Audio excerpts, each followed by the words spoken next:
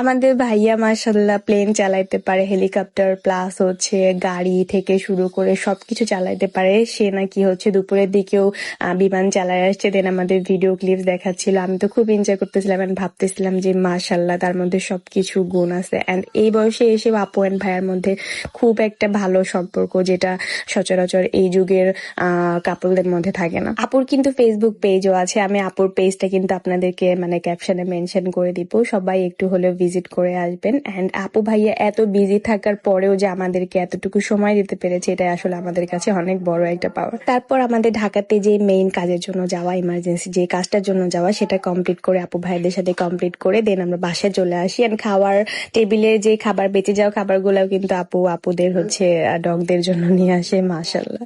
তো যাই হোক, আজকের ভিডিওটা কেমন লাগলো কার কাছে অবশ্যই সবাই কমেন্ট বক্সে জানাবেন। নেক্সট ভিডিওর জন্য অবশ্যই আমার পেজটা লাইক এন্ড ফলো দিয়ে রাখবেন। আল্লাহ হাফিজ and thank you so much for watching.